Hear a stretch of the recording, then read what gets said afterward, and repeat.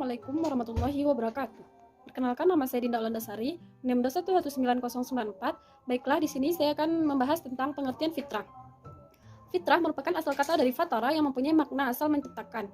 Sedangkan dalam bahasa Arab, fitrah dengan segala derivasinya mempunyai arti belahan, muncul, kejadian, dan penciptaan. Ahmad Mubarak menjelaskan bahwa jika fitrah dihubungkan dengan manusia, maka yang dimaksud dengan fitrah manusia adalah apa yang menjadi kejadian atau bawaannya semenjak lahir. Dalam bahasa Melayu sering disebut semula jadi atau kejadian semula. Makna fitrah secara etimologi juga mengandung arti kejadian. Oleh karena itu, makna fitrah itu berasal dari kata kerja fatora yang berarti menjadikan. Sedangkan menurut istilah, banyak para ahli memberikan interpretasi yang beragam. Adapun secara umum, fitrah adalah potensi alami yang dimiliki setiap individu manusia. Fitrah juga dapat diartikan sebagai suatu dorongan keingintahuan manusia kepada kebenaran yang dibawanya semenjak lahir.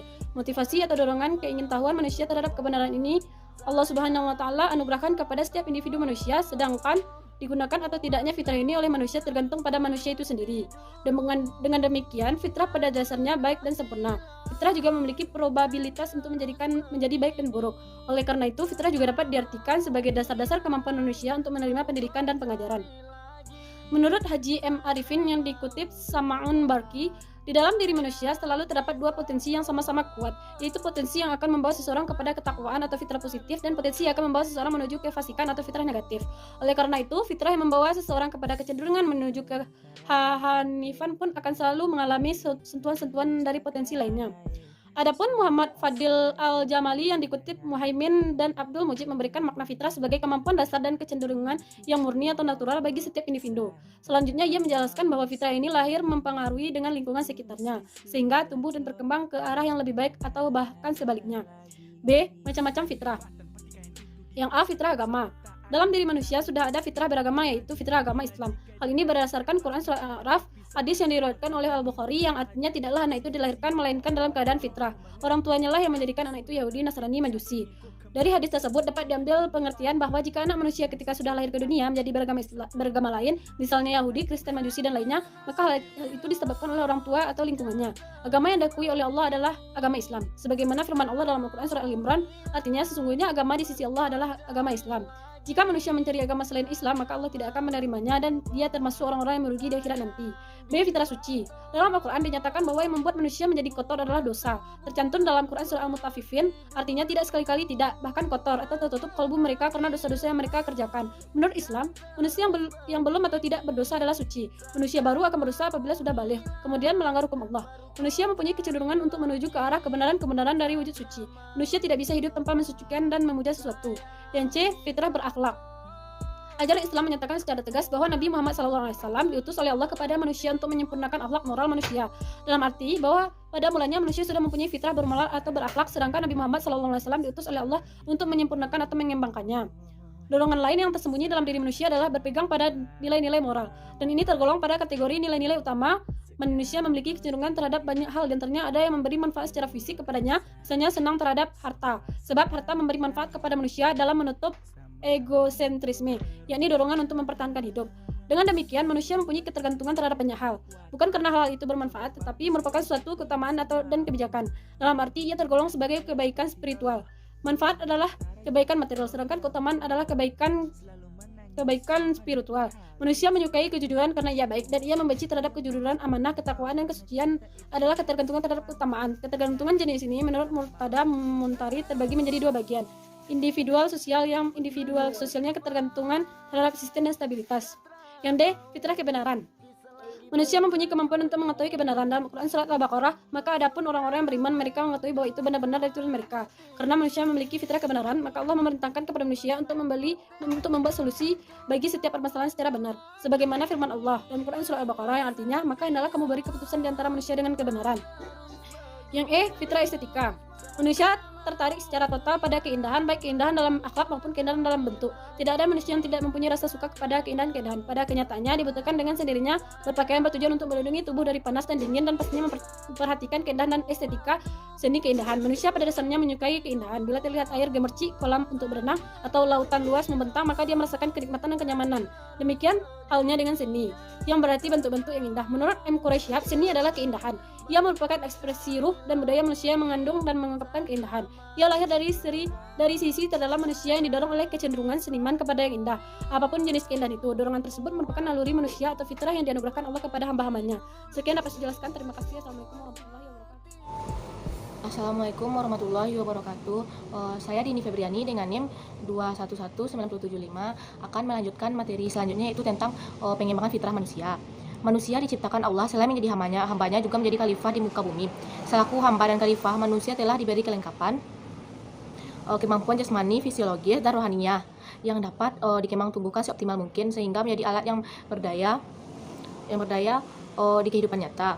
Pendidikan merupakan sarana yang menentukan sampai di mana titik optimal kemampuan tersebut dapat dicapai. Yang pertama, menyalurkan bakat fitri anak. Di antara masalah terpenting yang harus diperhatikan ialah mengetahui dan pekerjaan yang sesuai dengan anak yang menjadi cita-cita hidupnya. Di antara anak-anak terdapat kesenjangan dalam hal kecerdasan dan kemampuan. Seorang pendidik yang bijaksana atau seorang ayah yang jeli akan mampu menempatkan anak di tempat yang sesuai dengan bakat dan kecenderungannya di lingkungan yang kondusif. Bagi seorang pendidik, terutama orang tua, hendaknya ia tidak menghambat bakat yang kelak menjadi harapan anak dalam hidup. Jika seorang anak berambisi meraih ilmu karena memang ia cerdas, maka orang tua tidak boleh menghalanginya. 2. Proses internalisasi nilai-nilai Islami. Pendidikan sebagai proses menginterlisasikan nilai-nilai dalam pendidikan anak didik bertumpu pada kemampuan atau kapasitas belajar dalam tiap pribadi anak. Proses internalisasi nilai ini dapat dilakukan melalui 2 macam pendidikan, yaitu pendidikan yang dilakukan oleh dirinya sendiri dan pendidikan melalui orang lain. Peranan pendidikan diri sendiri dipadukan dengan pendidikan melalui orang lain adalah lebih memperkokoh terwujudnya kebulatan dan keutuhan pola kepribadian. Pengembangan kemampuan manusia melalui pendidikan tidaklah menjamin akan terbentuknya watak dan bakat yang baik menurut kehendak yang menciptakan, karena Allah sendiri telah menggariskan bahwa di dalam diri manusia terdapat 2 kecenderungan, yaitu arah fasik dan arah ketakwaan. Manusia diberi kemungkinan untuk mendidik diri orang lain menjadi sosok pribadi yang beruntung sesuai kehendak Allah melalui berbagai metode ikhtiariyah. Sekian dari saya, selanjutnya akan dilanjutkan oleh teman saya. Assalamualaikum warahmatullahi wabarakatuh. Nilai dalam pendidikan anak didik bertumpu pada kemampuan atau kapasitas belajar dalam tiap pribadi anak. Proses internalisasi nilai ini dapat dilakukan melalui 2 macam pendidikan, yaitu pendidikan yang dilakukan oleh dirinya sendiri dan pendidikan melalui orang lain. Peranan pendidikan diri sendiri dipadukan dengan pendidikan melalui orang lain adalah lebih memperkokoh terwujudnya kebulatan dan keutuhan pola kepribadian.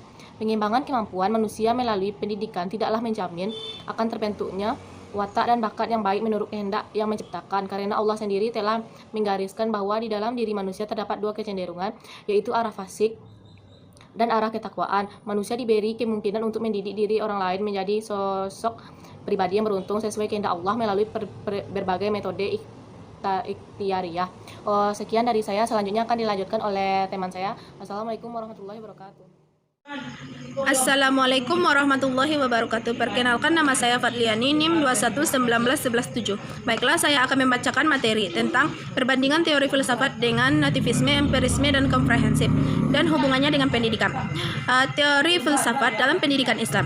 1. Teori filsafat dalam pendidikan Islam. Jika kita menyebutkannya sesuatu yang alami, yang kami maksud berasal dari dalam diri manusia. Arti manusia adalah makhluk yang sudah ditanamkan secara alamiah pada dirinya sejak ia diciptakan. Walaupun teori-teori yang disebutkan di sini bersumber dari konsep atau pendapat orang-orang yang berkaitan dengan alam, namun pengujian empirisme terhadap konsep atau pendapat tersebut telah melahirkan teori fitrah.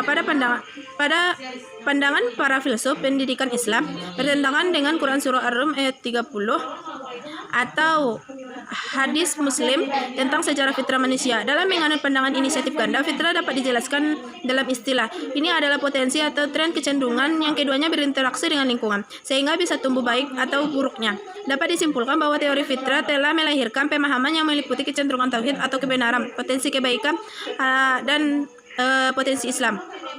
Dilihat dari berbagai aspek filsafat pendidikan Islam, teori fitrah dalam bahasa memiliki banyak makna. Yasin Muhammad berkata bahwa fitrah adalah mengejar tauhid atau kebenaran. Murtada Murdahari mengatakan potensi kebaikan lahir dari lahir. Hal ini senada dengan pendapat Hasan Langulung, teori falsafah pendidikan Islam Indonesia. Dalam kesepakatan yang sama, Sayyid Qutb menyampaikan bahwa fitrah memiliki potensi untuk menjadi seorang muslim. Dalam hal sudut pandang dua aktif yang dikemukakan oleh Sayyid Muhammad, karenanya fitrah adalah kecenderungan tauhid atau kebenaran, potensi kebaikan, dan potensi Islam. 2. Teori nativisme. Teori nativisme berasal dari kata asli yang artinya lahir. Aliran nativisme menunjukkan bahwa perkembangan individu ditentukan oleh faktor genetik atau bawaan. Menurut teori ini, setiap orang memiliki ciri-ciri tertentu saat lahir. Ciri-ciri tersebut akan menentukan kondisi individu yang bersangkutan. Menggunakan teori ini, kesuksesan seseorang ditentukan oleh dirinya sendiri. Faktor lain, lingkungan, dan pengalaman yang terkandung di dalamnya adalah bahwa pendidikan tidak mempengaruhi perkembangan pribadi. Tokoh-tokoh dari teori nativisme ini antara lain Arthur Schopenhauer dan Immanuel Kant. Pandangan nativisme ini tampaknya tidak didasarkan pada Tuhan, alam, masyarakat, sains, dan moralitas. Yang ketiga, teori Empirisme adalah teori filosofis yang menekankan pada peran pengalaman dalam memperoleh pengetahuan, dan pengetahuan itu sendiri serta mereduksi peran akal. Kata empirisme diambil dari kata Yunani emperia yang berarti coba-coba atau mengalami. Sebagai sebuah doktrin, empirisme adalah kebalikan dari rasionalisme. Tokoh-tokoh dari teori empirisme antara lain John Locke, David Hume, dan Herbert Spencer. John Locke berpendapat bahwa manusia dilahirkan seperti kertas putih atau tabula rasa. Mereka tidak memiliki bakat dasar alami. Lingkungan yang menguntungkan mempengaruhi perkembangannya. Kebenaran didasarkan pada pengalaman indrawi. Empirisme adalah argumen bahwa manusia dilahirkan seperti kertas putih atau tabula rasa, tidak memiliki bakat. Mereka tidak punya bakat atau dari lahir atau lahir. Tokoh utama di balik teori ini John Locke. Orang ini adalah orang yang paling terkenal dalam teori empirisme. Oleh karena itu, dapat dikatakan bahwa perkembangan manusia hanya dipengaruhi oleh faktor lingkungan. Pengalaman indrawi menjadi sumber kebenaran. Jadi jangan biarkan Tuhan berpartisipasi di dalamnya, berpusat pada manusia. Teori empirisme sebenarnya merupakan gabungan dari dua teori di atas. Faktor bakat atau bawaan dan lingkungan mempengaruhi proses perkembangan manusia. Namun hal yang sama berlaku untuk kedua teori di atas. Teori ini berpusat pada manusia. Nalar adalah sumber kebenaran. Tokoh teori ini adalah William Stark. Teori konvergensi. Teori konvergensi berasal dari istilah konvergensi yang artinya merupakan titik konvergensi. Sekolah ini percaya bahwa pengalaman pribadi, bakat, keturunan, dan lingkungan sama-sama memainkan peran penting. Setiap orang memiliki bakat sebagai kemungkinan atau karakter. Kemudian karena pengaruh lingkungan, kemungkinan tersebut menjadi kenyataan sesuai dengan kebutuhan perkembangannya. Namun, tidak ada bakat yang tidak terpengaruh oleh lingkungan sesuai dengan kebutuhan perkembangan tersebut. Misalnya, setiap anak manusia yang berkembang seperti ini tidaklah cukup. Misalnya, setiap anak manusia normal memiliki kemampuannya sendiri untuk berdiri dengan kedua kakinya. Namun, jika anak itu berada dalam pengaruh orang tuanya, maka kemampuan tersebut tidak akan menjadi kenyataan. Pelopor teori ini adalah William Stein. Dalam teori komprehensif, pendidikan atau lingkungan dan alam memainkan peran yang tepat. Pendidikan dalam teori komprehensif ini dapat diartikan membantu siswa mengembangkan sifat baik dan mencegah sifat buruk. Hasil pendidikan sangat bergantung pada hasil pembawaan dari anak dan lingkungannya. Cukup sekian dari saya. Assalamualaikum warahmatullahi wabarakatuh. Assalamualaikum warahmatullahi wabarakatuh. Nama saya Amelia. Di sini saya akan melanjutkan pembacaan makalah dari kelompok kami, yaitu bagian E, urgensi fitrah manusia dan pembelajaran pendidikan agama Islam. Pendidikan Islam harus dapat menumbuh kembangkan seluruh potensi dasar fitrah manusia, terutama potensi fisikis, dengan tidak mengabaikan potensi fisiknya. Hal ini jalan dengan pendapat Al-Ghazali yang menyatakan bahwa pendidikan Islam harus dapat mengaktifkan dan mengoptimalkan potensi rohaniah peserta didik dengan tidak mengabaikan potensi jasmaniahnya. Dalam konteks pengembangan potensi inilah, pendidikan Islam harus dapat memenuhi beberapa keinginan, harapan, dan kebutuhan anak didik, baik secara rohaniah maupun jasmania. Di sisi inilah letak pentingnya pembelajaran dalam pendidikan Islam, dengan menggunakan pendekatan konstruktivistik, yaitu bagaimana mengkonstruksi pembelajaran pendidikan Islam sesuai dengan keinginan dan kebutuhan potensi dasar anak didik. Lebih jauh, pembelajaran pendidikan Islam berparadigma humanistik konstruktivistik, yaitu bagaimana pembelajaran menekankan pada pengembangan potensi anak didik sesuai keinginan dan kebutuhannya dalam upaya melaksanakan tugas dan fungsinya sebagai hamba Allah dan sebagai khalifah Allah di muka bumi. Sebagai hamba Allah, pendidikan Islam dilaksanakan untuk memberikan pengetahuan, pemahaman, dan pengamalan yang benar dalam melaksanakan ajaran Islam setelah kebutuhan emosional spiritual. Dalam perspektif keberadaan fitrah, maka fitrah dibagi dua, yaitu yang pertama, fitrah al-ghaziyah, yaitu fitrah yang diterima manusia sejak dilahirkan. Yang kedua yaitu fitrah al-munazalah, yaitu fitrah potensi luar manusia yang petunjuk Tuhan yang ditujukan untuk membimbing dan mengarahkan manusia dalam menjalankan kehidupannya sehari-hari. Ini disebutkan oleh Nicholas Majid. Hanya itu yang dapat saya sampaikan, lebih dan kurangnya mohon maaf. Assalamualaikum warahmatullahi wabarakatuh.